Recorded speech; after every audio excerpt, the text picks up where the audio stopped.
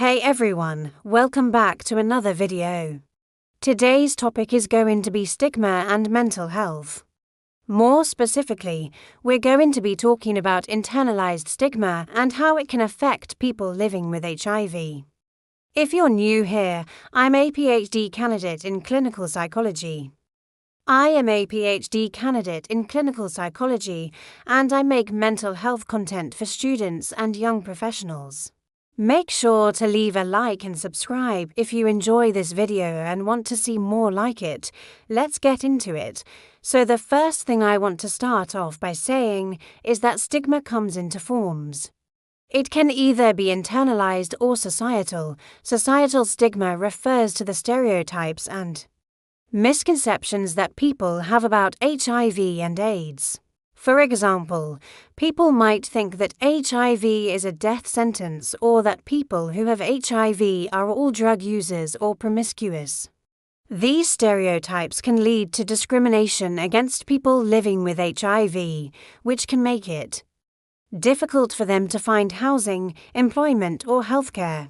Internalized stigma, on the other hand, refers to the negative beliefs and attitudes that people living with HIV have about themselves. For example, someone might think that they are less than others because they have HIV or that they deserve their illness because of something they did in the past.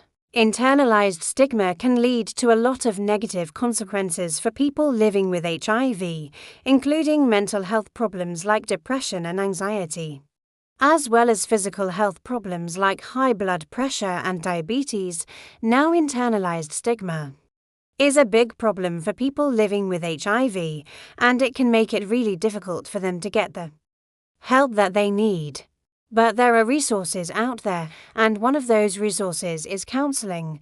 Counseling can help people living with HIV challenge their negative beliefs and develop positive coping strategies.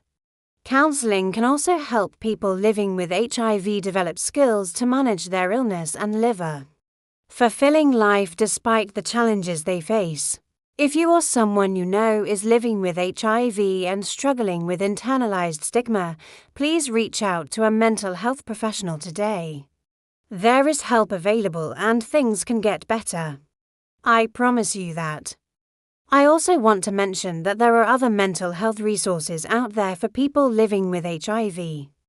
One great resource is the Center for Addiction and Mental Health. They have a website and a helpline that provides confidential support and information to people living with HIV. Another great resource is the American Psychological Association.